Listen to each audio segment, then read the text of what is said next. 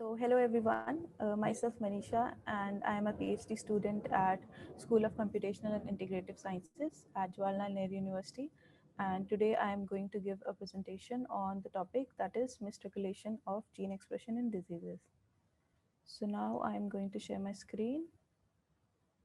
Before talking about the misregulation of gene expression, first I am going to talk about the basis of gene regulation, and this is how we start. This is basically a description of the genome organization. So we have the genome that is around 1 to 1.5 to 2 meter long. And how does it fit into the nucleus that is so small, that is in the terms of micrometer? So the genome, that the linear genome is compacted at different levels, and after the compaction at different levels, the fully formed structure that is there, it is so compact that it can be fit into the small nucleus of a cell. So what are the different levels of genome compaction? First, you have the double-stranded DNA, double-stranded helix. Then this linear DNA, this alpha helix, it is wound around the histone proteins. So when it is wound around the histone proteins, this is called as nucleosome. And if you see, there are different nucleosomes, and there is a linear DNA between all those nucleosomes, then that is called as bead on a string structure. And after that, when you have bead on the string structure, then the after this and the next compaction level, you take the scaffold proteins, and they come and compact the DNA further more into the 300 nanometer fiber. And then after incorporation of more 300 more compact scaffold proteins, the 250 nanometer wide fiber is there, which at this whole process is, it can be seen at the interface stage of the cell cycle of the cell. But at the metaphase, you can form fully organized, fully compact separate chromosomes at the metaphase plate. So then how this genome is organized in the 3D 3D fashion. So you have different chromosomal territories that are formed by the different compartments in the 3D organization of the genome. In these compartments are basically made of TADs and subTADs. So what are TADs? TADs are basically topologically associated domains. So these topologically associated domains are basically basically fragments of DNA which tend to interact with each other more frequently as compared to they would interact with the other regions of the genome. So if you look closer, these TADs and subTADs that they basically have different chromatin loops which facilitate the interaction between enhancer promoter and enhancer silencer and insulator, as you can see in the description that has been given in this image. So what is the gene architecture of prokaryotes and eukaryotes? So prokaryotes have a polycystonic uh, polycystonic organization of the gene.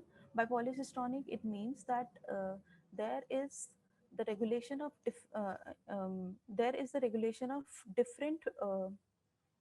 of expression of different proteins um, under same operator and promoter. So if there is an operator and promoter, then it will regulate the expression of genes that will go and form the products that are functionally relevant with each other. So as you can see here, these are two different proteins, but they are regulated by the same operator and promoter, which is not there in eukaryotes. In eukaryotes, if you see, you have a promoter, you have the enhancer silencer, and then this is whole one gene that is formed by introns and exons. So it will get transcribed into mRNA and then translated into one protein, not different proteins that are functionally similar. So what are the key players in the regulation? There can be and there can be cis. So the trans are actually the products of the gene regulation. So basically, they will be different proteins or the elements that are not directly present on the DNA, whereas cis are the elements that are actually DNA. So cis are promoters, enhancers, silencers, insulators. So promoters are the regions that are required for a gene to express. Uh, a gene cannot express if the promoter is not active. And enhancers are the regions of genome which help in enhancing, as the name suggests, which helps in enhancing the gene expression, the basal level gene expression of a gene.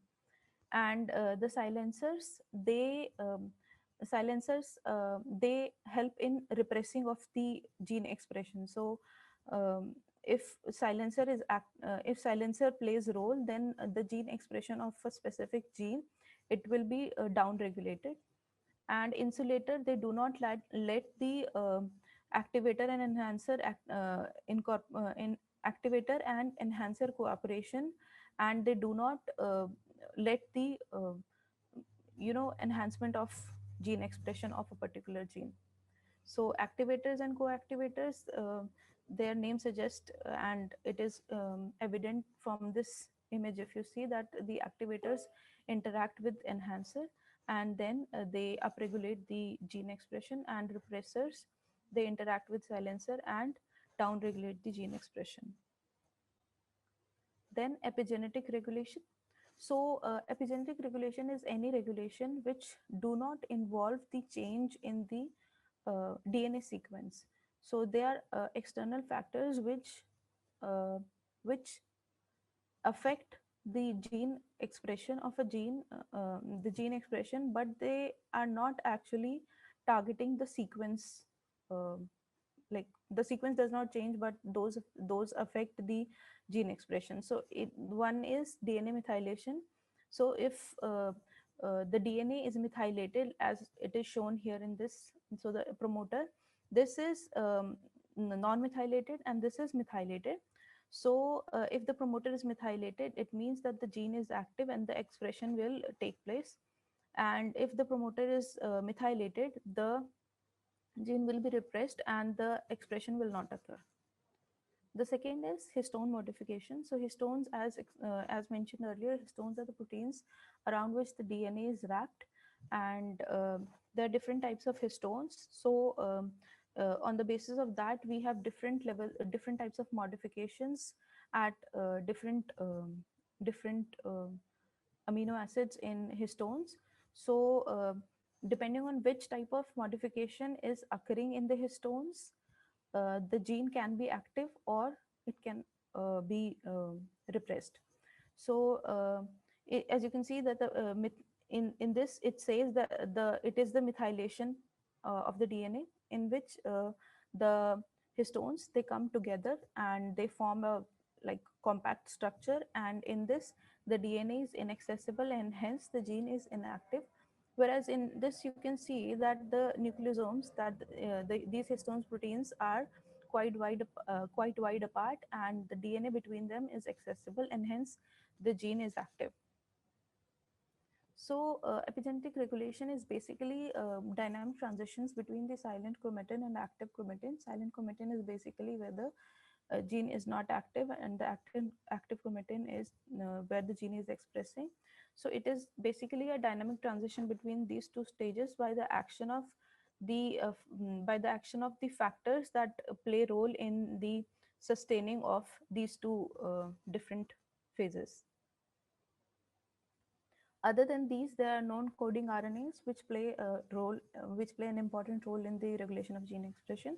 So we have coding mRNA and then non-coding mRNA, and these non-coding mRNA are divided into two different types: small and long. In small, they are functional and they are regulatory. So functional are basically um, which have a role in basic functions of the genome, gene expression, like the transition, like the replication, translation, and all. And the regulatory are the ones which decide if gene or if the mRNA of that should be targeted for uh, like gene regulation. So in this, like if there is an example, miRNA, siRNA, and piRNA, they all play role in the silencing of gene expression as by targeting the mRNA of a specific gene. They degrade the mRNA, and hence the product of that gene is not formed. So we have long non-coding RNA, and they can be divided into different types based on their genomic location, their mechanism of action, and their DNA effects. So there can be a long intergenic non-coding RNA, antisense and sense and divergent. And then based on the mechanism of action, there can be signal, decoy, guide, and scaffold, and cis and trans acting if on the basis of where those long non-coding RNAs are affecting. Then coming on to the misregulation. So a misregulation of the gene expression uh, can occur because of a change that is based on either mutations or chromosomal aberrations. And these can be, and the causes can be germline mutations which are inherited from the parents, then somatic mutations which are acquired during the lifetime, or because of physical or chemical mutagens. And their effect can be, as mentioned, inherited disease or predisposition to a disease or acquired disease. And the factors that are responsible and the factors uh, that uh, like decide the severity of this is the gene that is responsible and the age. Then the different type of mutations, these are the different type of mutations in which there can be a transition or transversion. So the transition is between pyrimidine to pyrimidine, that is T to C, and or A to G, that is purine to purine. And the transversion is between like inter change, like pyrimidine to purine and then purine to pyrimidine. And yeah, there can be different type of mutations which are normal, silent, nonsense, missense. So normal, the mutation which is there is like this is silent. So in silent mutation, what happens is if there is GCC, which codes for alanine, and if there is GCT, which also codes for alanine, there is a mutation from C to T here at the third position. But actually, there is no difference because alanine is here and alanine is here. So this is silent mutation, which basically is not. It is such that it is making the same amino acid. So hence it is silent. Second is nonsense, in which a stop codon is formed, and hence it is called as nonsense mutation. This is missense. In missense, what happens is a wrong amino acid is coded, and hence the wrong protein will, wrong peptide will form. And then there can be frame shift mutations, which can be in insertion or deletion. The frame shift mutations are one which uh, which basically changes the frame of the codons. Like in this, if you see at the third position, there is a deletion. So what happened? The GCT will be there instead of GCC. So it will form a different uh,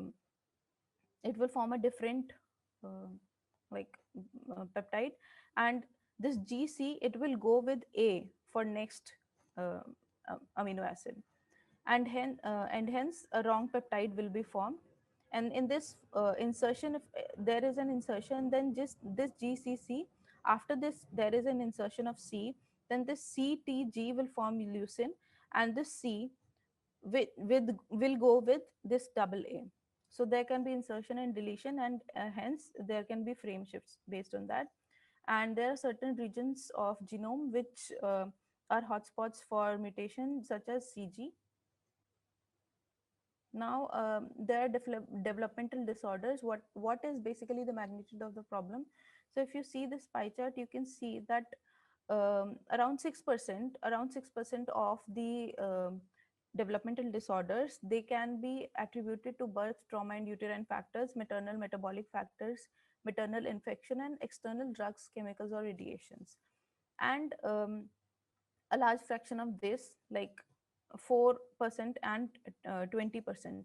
24%, a total of 24% can be attributed to cytogenetic diseases and hereditary diseases. And it has been seen that a lot of abortuses, they have chromosomal abnormalities, and which is not shown in this pie chart. So actually the chromosomal abnormalities and the mutations before the mutations at the early stages of post implantation also play a very important role, and hence a very important role in the fetal death, and hence they are also very important factors. So the formation of the developing fetus is under strict molecular and cellular control, and these developmental processes have to coordinate seamlessly to produce a viable and healthy fetuses. So if any of these processes go astray, it will lead to very severe defects to the embryonic tissue, or it might also lead to death of the embryo. So what are the sensitivity of specific organs at the specific stages?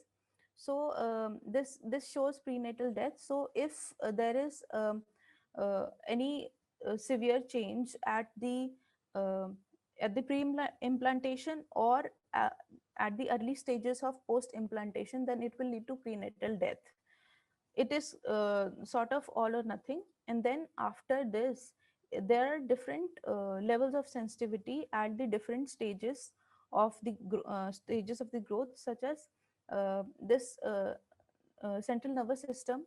This organ system is has a high sensitivity towards the factors that lead to these chromosomal abnormalities or these mutations around 4 weeks, like 2 to 5 weeks. Then this heart has like 3 to 5 weeks.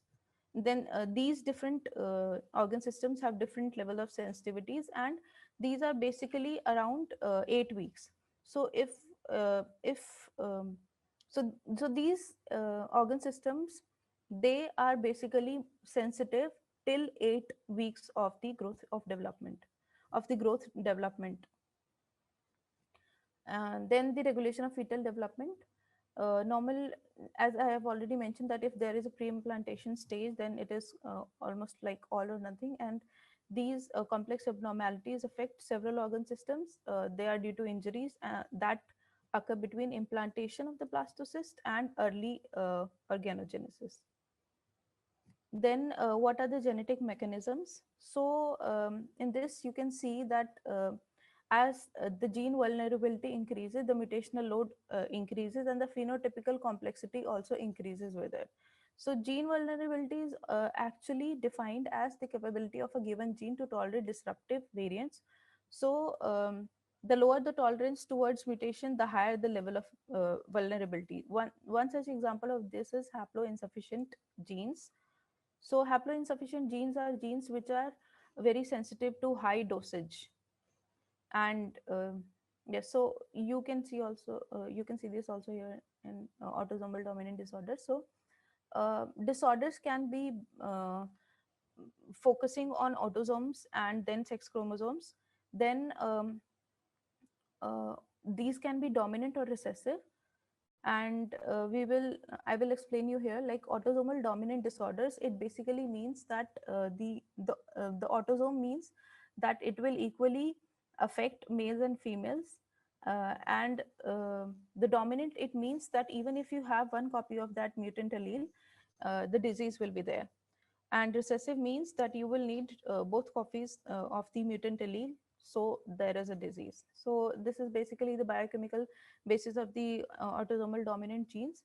In this, haploinsufficiency occurs. So haploinsufficiency, as mentioned, it is shown by the genes that have a high dosage of high dosage sensitivity. So this high dosage sensitivity is not fulfilled by one copy of the mutant allele, and hence a disease comes into picture. The example of these is beta thalassemia and familial hypercholesterolemia. And then there is a phenotype. There could be a phenotype based on expression of a mutant allele or extra copy of a gene. And then There could be constitutive activation of a gene which has been seen in different families. For example, multiple endocrine neoplasia type 2. And in these autosomal dominant disorders are basically they basically target these structural proteins, as compared to autosomal recessive disorders which target enzymes instead of these structural proteins. And in these autosomal recessive disorders, the frequency of the mutant gene is an important factor, and clinically normal heterozygous. So in this, if you have a mutant allele, and if you have a normal allele, both, which makes which makes it a heterozygous, then it will be clinically normal. And then there are variable clinical expression of these based on the age of based on the age of the patient and the mutant gene. And then this, as already mentioned, is basically because of the deficiency of enzyme rather than the structural proteins. And the examples of these diseases are phenylketonuria and galactosemia, or cellular components if there is, then Hurler and Tay Sachs. And then there can be sex-linked disorders. In this, I have mentioned X-linked disorders.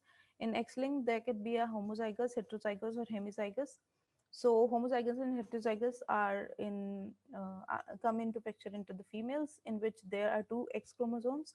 So homozygous is both chromosomes have the mutant allele, and heterozygous is one mutant and one normal allele. And then hemizygous is one mutant allele. And then in this, there is absence of father to son transmission, because there is transmission of Y chromosome from father to son, not X. And it can be dominant or recessive, as mentioned. And one example of recessive is Fragile X syndrome. So what are the functional implications of mutations? So for example, there is a biochemical pathway in which A is an initial substrate and B and C are intermediary metabolites, and they form the end product, that is D. So what can happen is that there could be four different scenarios. Uh, there could be four different scenarios, in which first is failure to complete a metabolic pathway. So if you see here, A changes to B, and then B to C, but C does not get converted to D. And example of this is albinism, in which there is a deficiency of tyrosinase. And then the second one is accumulation of unmetabolized substrate, in which what happens is that A is there, but it is not getting metabolized to B, and hence the pathway is not completed.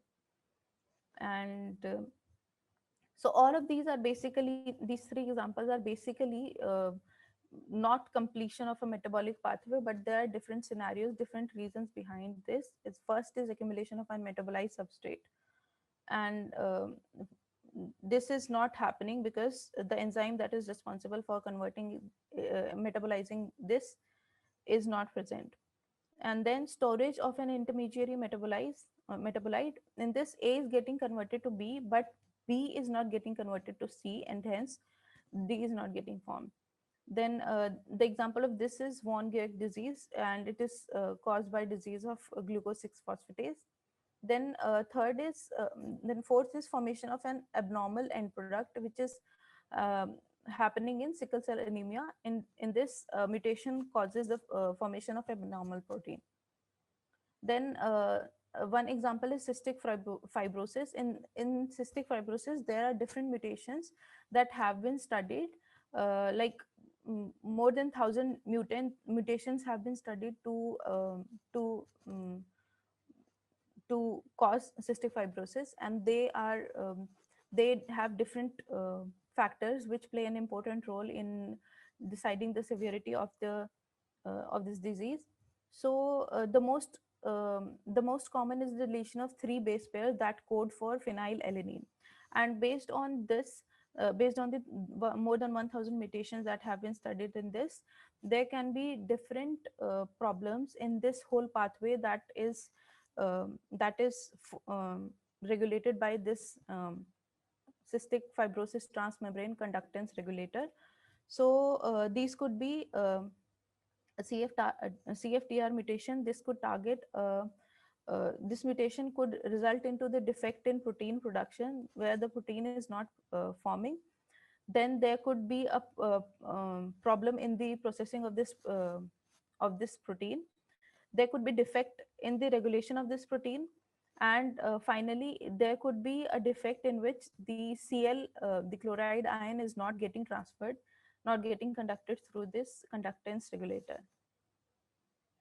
Then there are mitochondrial diseases as well, due to defects in nuclear encoded mitochondrial proteins, or the proteins that are encoded into the mitochondrial genome only. So there are different factors that play importance in the mitochondrial diseases. First is maternal inheritance. So all of the mitochondria comes from the mother. Then second is variability of mitochondrial DNA copies. So as a cell has different mitochondrial DNA copies, then the variability of which type of copies enriched will also play a role in this. And this threshold effect. So one mitochondria has almost 2 to 10 one cell has almost 2 to 10 mitochondria, and they have different number of copies into the mitochondrial genome. And hence if there are low number of mitochondria, and then hence the low number of the mutant allele, then the disease will not get formed. And hence it is um, in contrast to what will happen if there are more number of mitochondrial DNA copies and more number of mutant genes. And also the mutation rate, the DNA repair mechanism of the mitochondria is very is not so active in in the mitochondria, and hence the mutation rate is very high as compared to the mutation rate that is seen in the nuclear genome. And these functional deficits can be traced to inadequate oxidative phosphorylation. So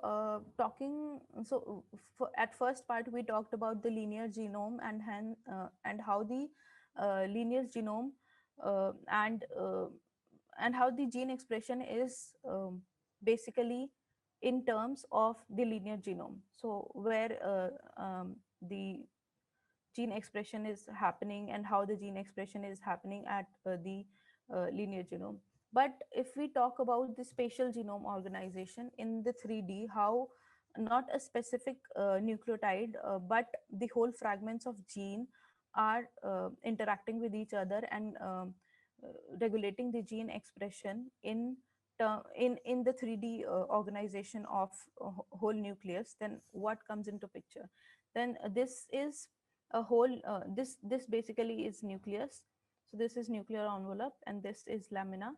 So we have different types of domains that are formed into the whole organized structure of genome. So these are LADs, lamina associated domains, which interact with the lamina. Then we have TADs, the topologically associated domains. They are basically the fragments that interact with each other a lot frequently as compared to the other. Then there are local chromatin loopings, which are basically there because of the architectural proteins. And these are basically different chromosomal territories within the nucleus, as you can see depicted by different colors.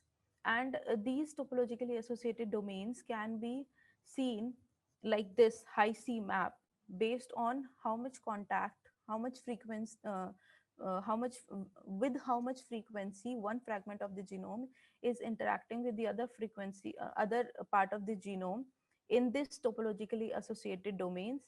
And this the amount of red color here shows the high frequency, and the light color here is basically showing low frequency of interaction.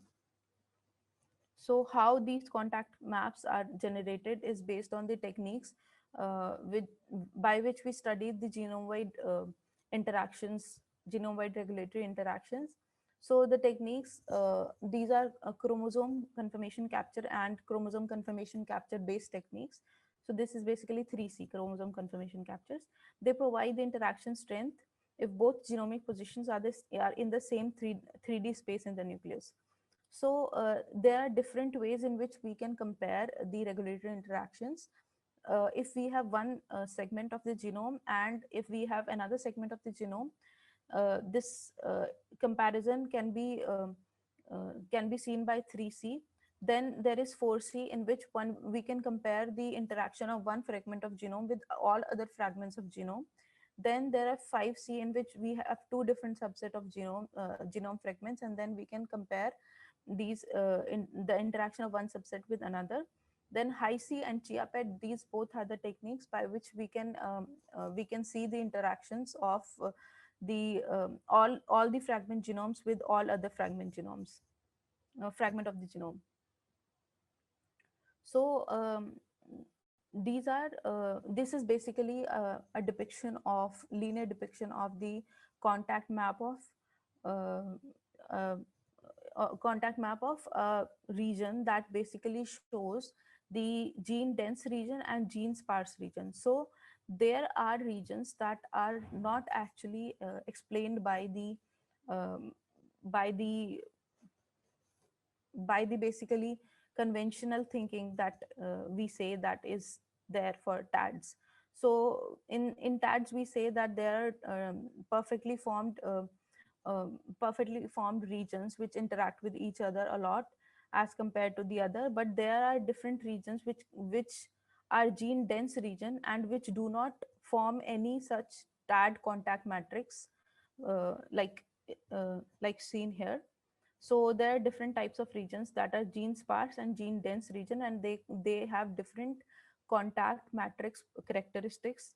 And we can also see a different type of formation of architectural stripe that is there, which is basically correlated with the presence of enhancers near the genes. And these is basically the information these are basically the informations that can be information that can be explained by looking at the contact matrix of the genome. So in this this is a picture that basically shows that the TADs help in regulation of gene expressions in such a way that they keep that they keep the isolated neighborhoods of the gene expression uh, specific to the sample or specific to the organ system or specific to the cell types.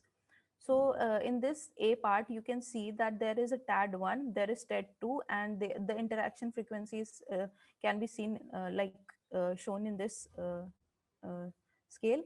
So you can see that there are two different TADs, two separate TADs. In this, if you see this is the linear genome, and then you can see these are the CTCF sites, and these are basically the boundaries of these TADs. These are yellow are the basically the boundaries of these tags. So you can see that there is this tag, and then there is this tag, and they are isolated from each other in the sense that they are not interacting with each other. So this enhancer and this gene, they interact with each other, and this interaction and this gene and this enhancer, they interact with each other. Hence there are two different cell types which have a different level of expression of genes, because both of them are not interacting with each other. But if you see that there is a boundary disruption here, and if you see that because of this boundary disruption, one whole TAD is formed, and because of this an enhancer of one and gene of one is in gene of the other is interacting with each other. And because of this, here where only this gene was getting expressed, only this gene was getting expressed, there is an expression of the other gene as well. And hence this is basically showing that there is a misregulation of gene expression when boundary disruption between the TADs is there. Then what are different type of structural variations that can occur in the TADs? Um, so this is the wild type. In this you can see that there is one TAD, and then there is second TAD. This is enhancer of first gene, this is first gene, then enhancer of second enhancer of first gene. This is the boundary, and then gene B. second gene, and then the enhancer of second gene. So there could be inversion, which could lead to, like if you say, if you see here, then you can see that the this enhancer is activating the gene A and gene B now, and this enhancer is not able to activate gene B, and this enhancer is not playing any role here. So because of this shuffle, then this there could be deletion. So in this, as you see, this whole part has gotten deleted. There is no enhancer A2, and then there is no gene B. So both of these enhancers, they are focusing on gene A and regulating gene A. Then there could be duplication, in which there would be a neotad and there would be two parent ads. So this neotad basically, in this, there would be rewiring of enhancer interactions, and then in these parent tads that are this one and this one, there would be no change because they are intact. Only the change will be in this neotad.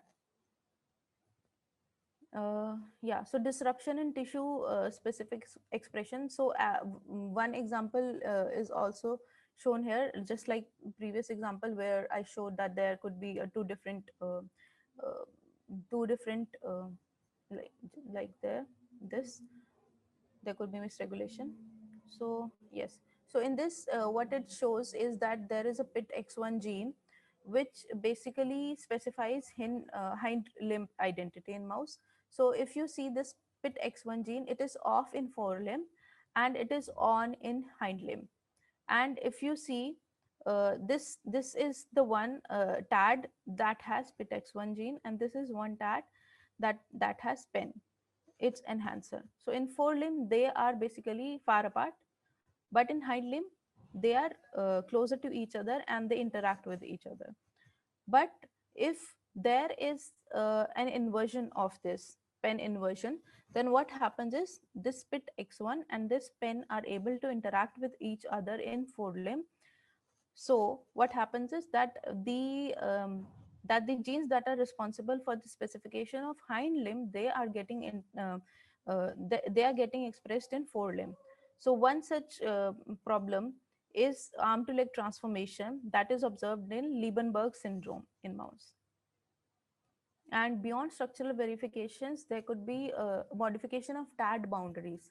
So this could be yes, so this is STR boundary. This is FMR. FMR is a gene that is responsible for the Fragile X syndrome. And this is because of the transposon associated boundaries. And yes, so the example of this is healthy individuals. Yeah, so this is basically based on a study which shows that the disease associated short tandem repeats, they co-localize with chromatin domain boundaries. As you can see that this is FMR1 gene, and it is getting expressed in Fragile X syndrome patients. This FMR1 gene does not get expressed because these disease associated short tandem repeats are there at the chromatin domain boundaries, and this TAD is disrupted because of that. So the summary of this presentation is that the formation of developing fetus is under strict molecular cellular control, and different cells or tissues have different sets of gene expressed or repressed, which makes them differentiate into different lineages depending on stages of development. And the DNA in a cell is organized into different compartments, which has fragments which tend to interact more frequently with each other than the rest of the genome. And these different compartments, they help in the regulation of gene expression by avoiding interactions with between wrong promoters and enhancers. If any of these developmental process is disturbed, then this can lead to dramatic effects or even the death of the embryo. Thank you.